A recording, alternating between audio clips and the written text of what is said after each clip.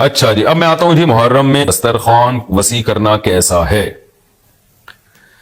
اس بارے میں ایک روایت ہے کہ عاشورہ کے دن جو اپنے اہل و عیال پر دسترخوان وسیع کرے گا، ان کو کھلائے گا، تو اللہ اس کے رزق میں برکت دیں گے. یہ روایت سند کے لحاظ سے کمزور ہے. بعض علماء کی رائے یہ ہے کہ اگرچہ کمزور روایت ہے مگر فضائل میں چلتی ہے، تو کوئی اچھی نیت سے دسترخوان وسیع کر دے. وسیع کر رہا ہے نا، کوئی یتیم کے منہ سے نوالا تو نہیں چھین رہا نا، کھلا ہی رہا ہے. تو اگر کوئی گھر والوں پہ اس دن اچھا کھلا دے گا تو اس میں کیا حرج ہے. بعض علماء کی یہ رائے ہے، وہ بھی اصحاب علم ہے.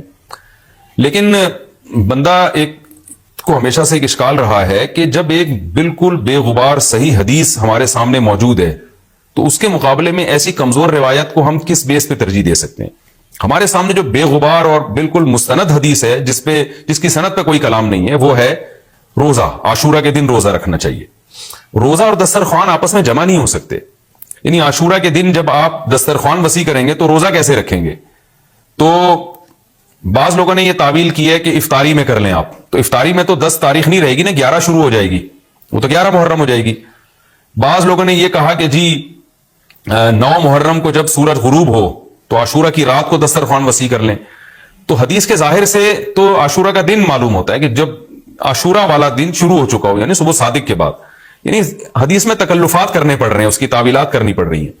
تو اس بارے میں علامہ ابن تیمیہ رحمہ اللہ کی رائے ہمیں بہت صحیح معلوم ہوتی ہے. انہوں نے یہ لکھا ہے کہ اصل میں ہوا یہ تھا کہ جب شیعہ حضرات نے عاشورہ کے دن کو منحوس سمجھنا شروع کر دیا کہ یہ منحوس دن ہے اور اس میں غم کا دن ہے، تو بعض سنیوں نے ان کے مخالفت میں نا اس کو خوشی کا دن منانا شروع کر دیا.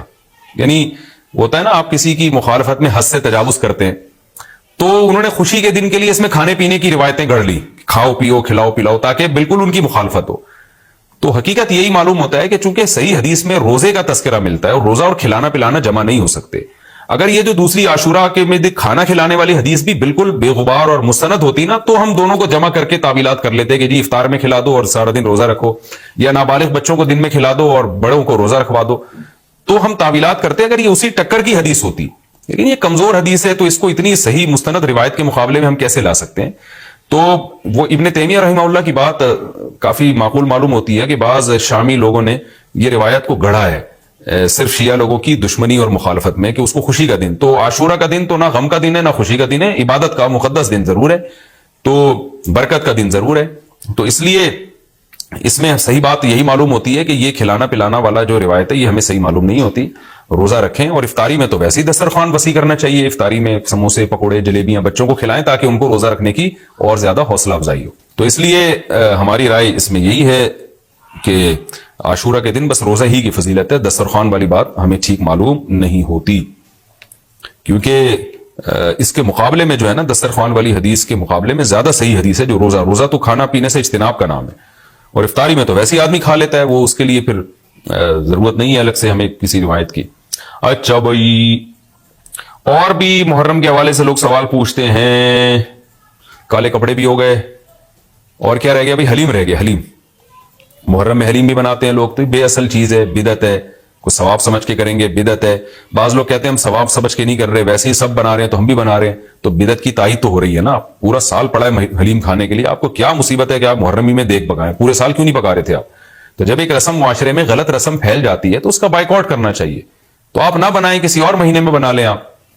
تو پوری رات دیگیں چل رہی ہوتی ہیں مذہب کے نام پہ، تو یہ کام نہ کیا جائے نا.